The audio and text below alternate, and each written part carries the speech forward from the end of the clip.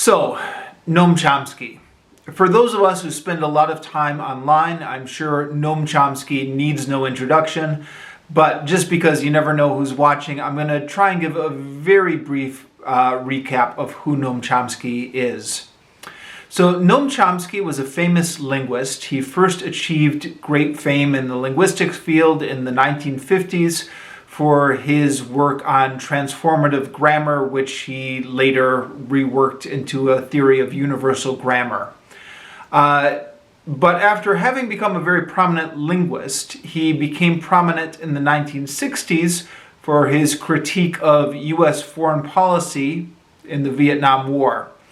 And then after the Vietnam War ended, he continued to be a prominent critic of U.S. foreign policy throughout the 70s, 80s, 90s, 2010s. He's recently had a stroke, so I think he's out of commission now, but he's had a very good long run as a prominent critic of U.S. foreign policy.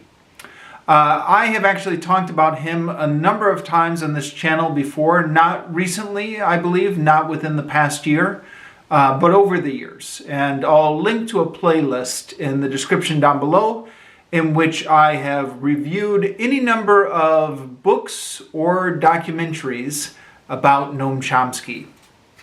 However, this is one of the only books actually by Noam Chomsky, not about Noam Chomsky, but by Noam Chomsky, that I actually read. And I reviewed it back on my blog back in 2013.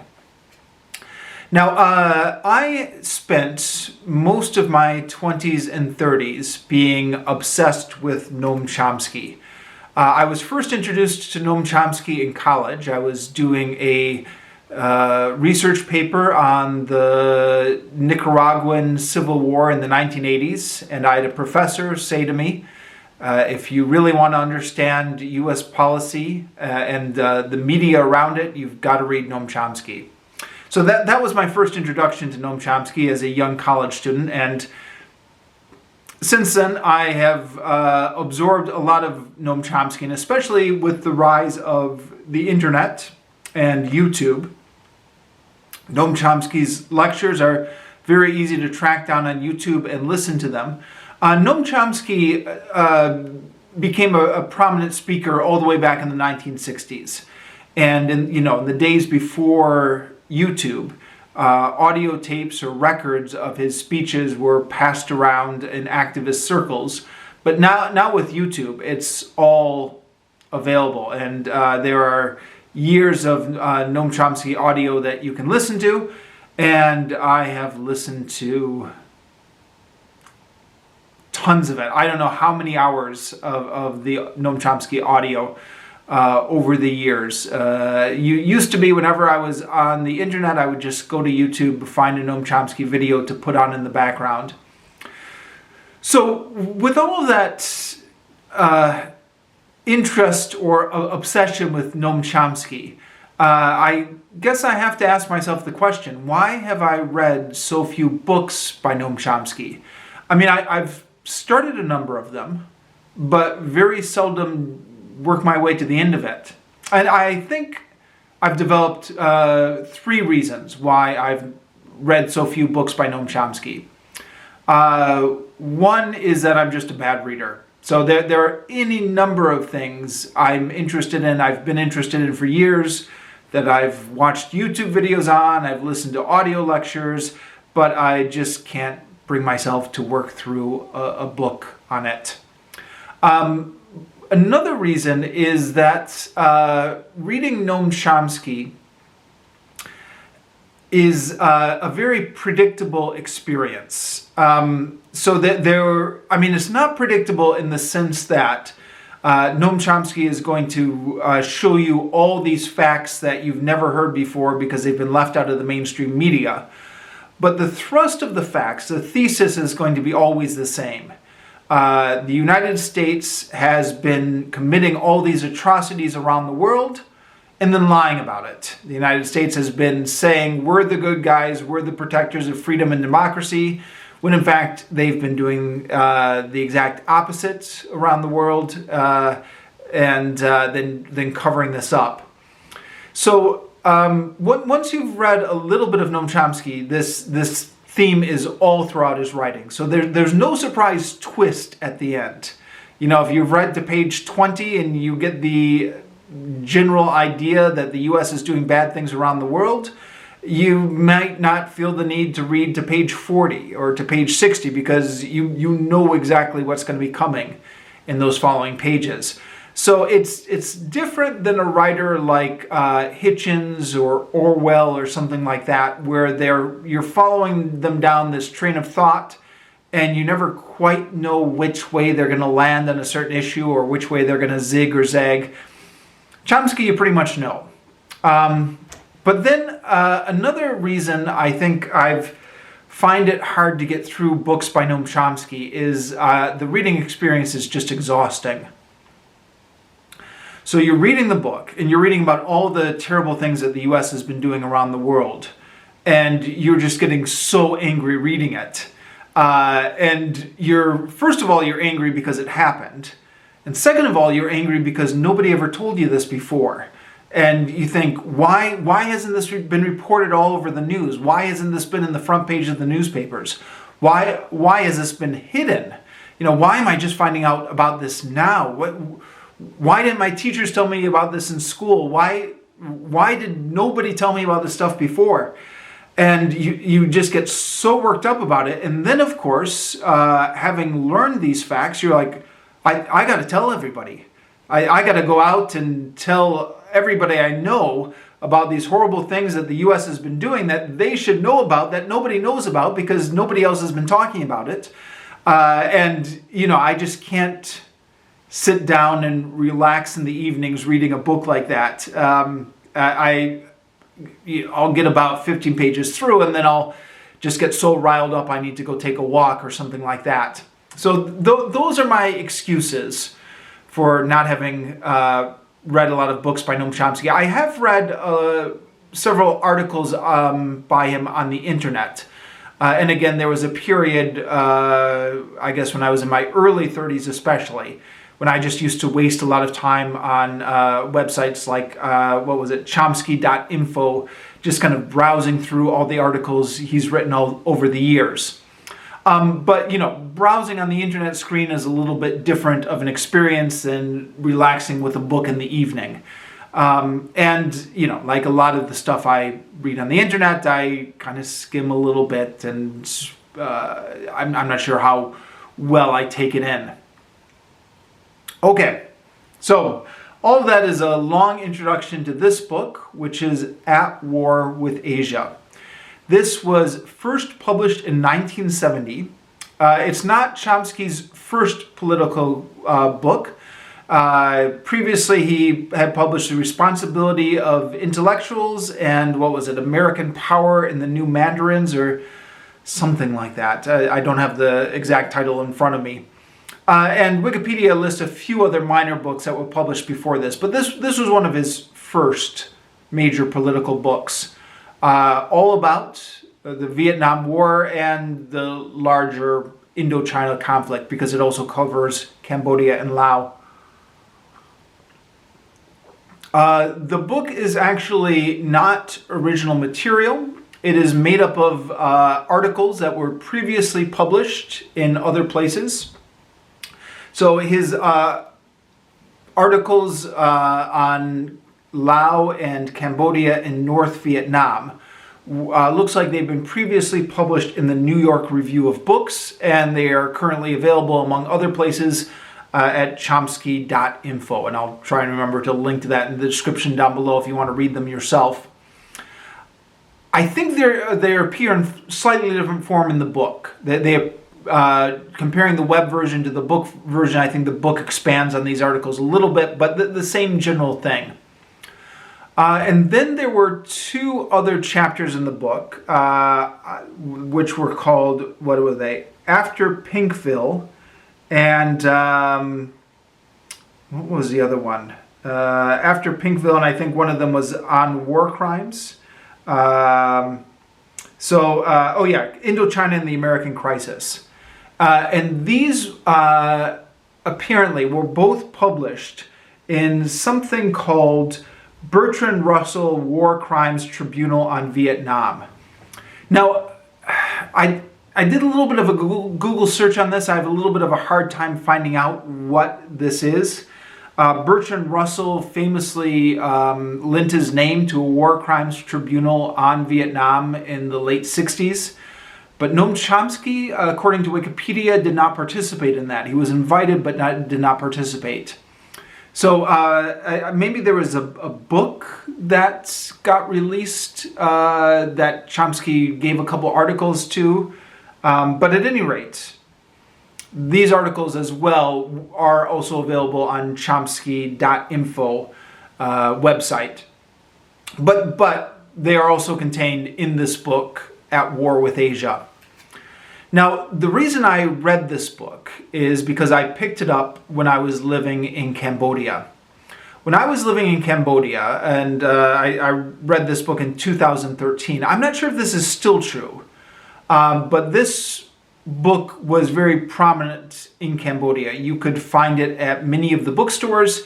It was a photocopied version, as with a lot of the books in Cambodia.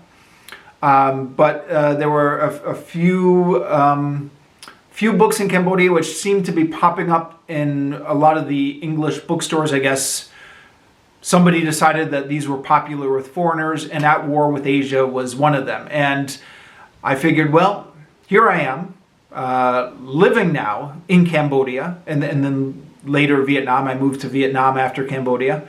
I thought, it's the perfect time to read this book. So I bought it and I sat down with it. And, despite what I mentioned earlier about how I have a hard time sitting down and reading Chomsky for long periods of time, I did eventually finish this book. And it's actually not all that long of a book, really. And I had actually seen most of these articles before on chomsky.info. But this time I actually sat down and read through them carefully as a book. So I already mentioned that a couple of them originally appeared in Bertrand Russell's War Crime Tribunal, whatever that was, and the New York Review of Books. Two of them are based on Chomsky's own travel experience. So he took a trip to North Vietnam, and one of the articles / chapters in the book is called North Vietnam. The article was originally titled In North Vietnam, which intermixes his own first-hand observations of what he saw in North Vietnam with his usual research. And Laos as well. The article was entitled A Visit to Laos, Laos or Lao, however you pronounce it, where he is intermixing some of his own experiences with also his research. So it's... the book, it's typical Chomsky, which means it's an emotionally exhausting read. And I could quote from any number of places to illustrate a number of punches that this book has. And it has a number of punches. But maybe I'll just start off with one of them to give a flavor. So he's talking about whether or not the war in Vietnam is a war crime. And this is how he phrases it. He says, he's talking about how the Pentagon's own figures show that the war in Vietnam is a war crime. So not without even kind of going in and trying to uncover what the U.S. is hiding or, see what's happening on the ground. Just looking at the figures that the Pentagon itself puts out. Keep in mind this was written in 1970. So he says, the Pentagon will gladly supply, on request, such information as the quantity of ordnance expended in Indochina. Ordnance means bombs dropped. From 1965 through 1969, this amounts to about 4.5 million tons by aerial bombardment. This is 9 times the tonnage of bombing in the entire Pacific theater in World War II, including Hiroshima and Nagasaki. Over 70 tons of bombs for every square mile of Vietnam, north and south. about 500 pounds of bombs for every man, woman, and child in Vietnam. Yeah. Let me read that again. 500 pounds of bombs for every man, woman, and child in Vietnam. 500 pounds for every person in Vietnam. The quote continues. The total of ordnance expended is more than doubled when ground and naval attacks are taken into account. With no further information than this, a person who has not lost his senses must realize that the war is an overwhelming atrocity. So, yeah. What can you even say to that? I had learned in school that Vietnam was very heavily bombed. And I believe I learned in college that Vietnam had more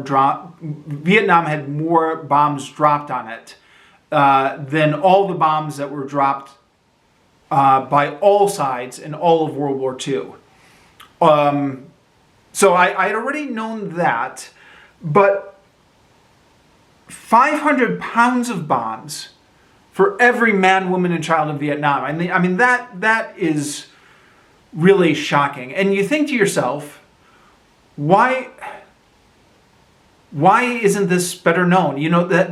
This incredible, massive amount of bombing on this tiny little third world country, where this was up through '69. So there were periods of heavy bombing after this.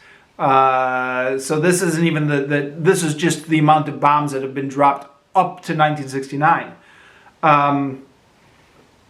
Here's another one from page 48. He says, in Laos alone, today the equivalent of several Hiroshima explosions a month. Much of it on civilian targets. He talks about the free fire zones where in areas like Quang Ngai, where the U.S. Army just assumes everybody they see is an enemy combatant and shoots at them. He talks about how in Laos the planes just attacked any visible target, so the farmers had to hide out in the caves and then would try to cultivate their fields at dusk. And then they were still vulnerable to plane attack. Talks about in Cambodia where the U.S. troops are just given orders to burn all the villages, not distinguishing between what might be communist guerrillas and what might be ordinary people. It's just, like I said, reading Chomsky is always an emotionally draining experience. But it's amazing how much this stuff has been swept under the rug since then. When I was in high school, like most American students, we learned about the Vietnam War, and we learned about, the protests against the Vietnam War, and we learned about how the war was unpopular and the draft was unpopular. But you never learn about the sheer scale of the bombing or all the atrocities that happened in there. Now, at the time, I think this was much more in discussion. I mean, these articles, Chomsky, I think, at this time in his career, was still somewhat getting published by the mainstream press. And I think it was in the 1970s that the mainstream media, by the mid or late 1970s, that the mainstream media didn't want to touch him. And I don't know if some of that has to do with what happened with the Khmer Rouge later in Cambodia.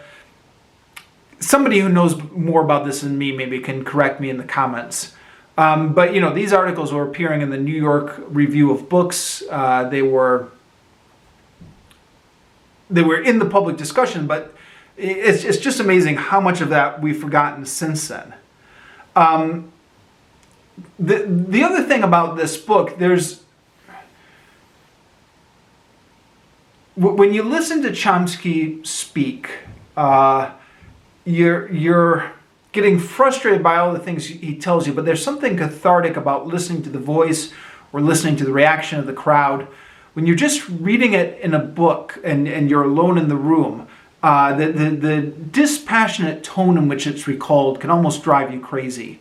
And now it's not a completely neutral tone. There's a biting sarcasm where Chomsky will quote something the U.S. government will say or will do and give a lot of sarcastic responses.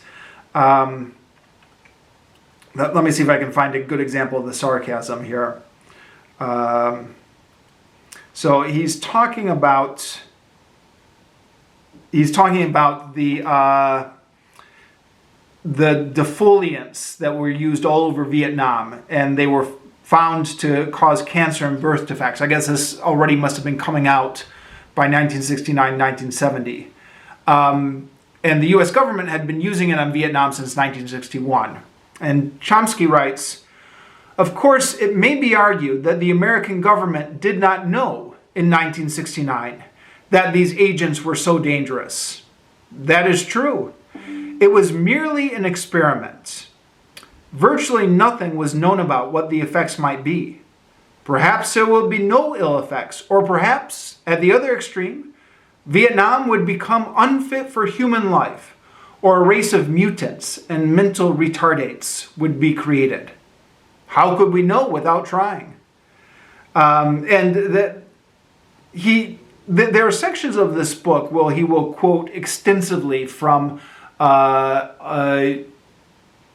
either a liberal intellectual, liberal here in the sense of meaning kind of neoliberal, I guess we would call it today, or a government official or a hawkish intellectual, and then just kind of sarcastically rebut what the person has been saying. And those sections are brilliant to read in terms of rhetoric, although, again, they get you so angry reading it.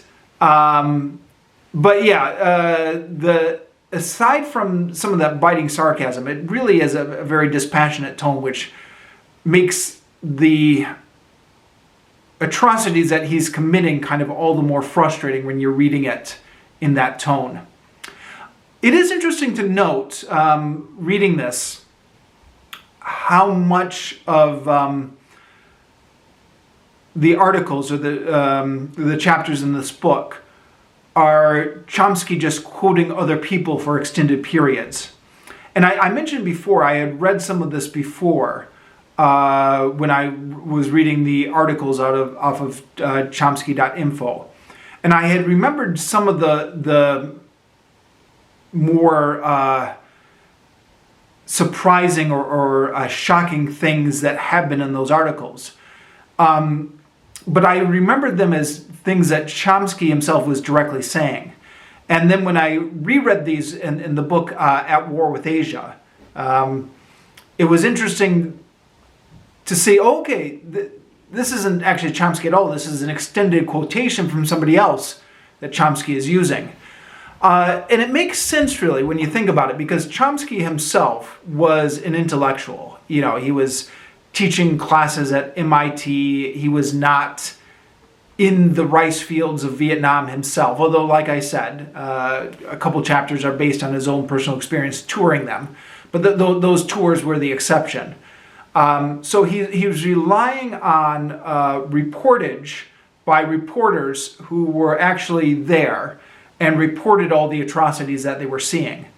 And so to a large extent, the brilliance of these articles, and I mean, they are brilliant. They really do hit hard. But it's just Chomsky assembling quotes from other people who have been there. So, I guess Chomsky for a long period on the left was elevated to a very high position. You know, he was really put on a pedestal. I don't think that's so much true anymore, just because since his stroke has incapacitated him, he's been out of the public eye, and you know how things work. If you're out of the public eye for more than 2 days, people forget about you.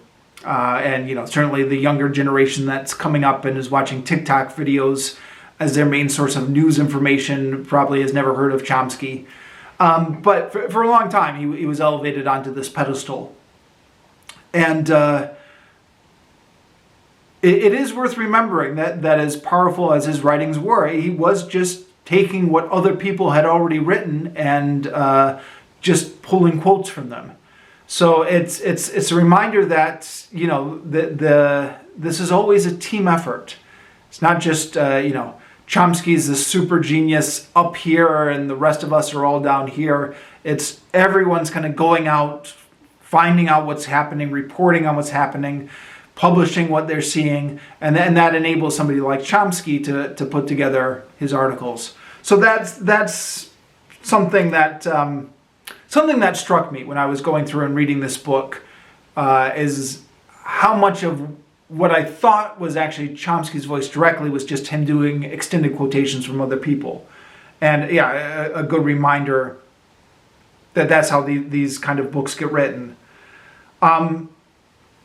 So I mentioned I read this book when I was living in Cambodia. And at the time I read it, I had visited Vietnam briefly, but I had not lived in Vietnam. Since the time I originally read this book, I moved to Vietnam. I was in Vietnam for 9 years. And I ended up marrying a Vietnamese girl who I met in Saigon, but who was originally from Quang Nhai, the middle province. And it's interesting going back and looking at this book and these articles again now after that experience, because Quang Nhai is all over this book. So Quang Nhai it's probably most famous as the place where the My Lai massacre happened. My Lai was a hamlet within the province of Quang Nhai, where the U.S. Army just went in and killed everyone. Tried to kill everyone. I think a helicopter pilot intervened before they could finish off the job. They began massacring everyone. Men, women, children, babies. But Chomsky in his article After Pinkville puts this very clearly that this was not an aberration. This is something that was resulting from a policy of just having these free fire zones in Quang Nhai, where it's assumed that everyone is an enemy combatant. And there's a quote, another place in the book, where it talks about how the U.S. gunners would often just kind of shoot at anything they saw in these areas, often seeming to, without really even seeming to care whether it was an enemy combatant or not. It was just, fun target practice shooting Asians, is how one of the reporters puts it. This is a Japanese reporter that Chomsky is quoting. When I was in Quang Nhai my wife's uncle, her father's brother, is missing an arm because when he was a little boy, he was out playing and a U.S. airplane just came by and just shot him. It's impossible to know what was going on in that pilot's head.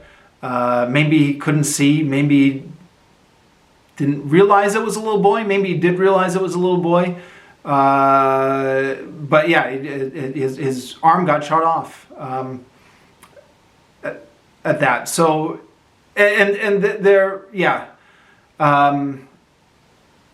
the sections describing on what was going on in Quang Nhai with the Quang Nhai was referred to as Pinkville informally, or sections of Quang Nhai were referred to as Pinkville, which was it was technically South Vietnam, but it was widely rumored to have Viet Cong sympathies. I guess because it did have Viet Cong sympathies, and so the U.S. Army felt that that anyone who lived in these areas was a fair target. All right, I'm going to have to stop here because my time is up. So thank you very much, BookTube, and I'll see you again.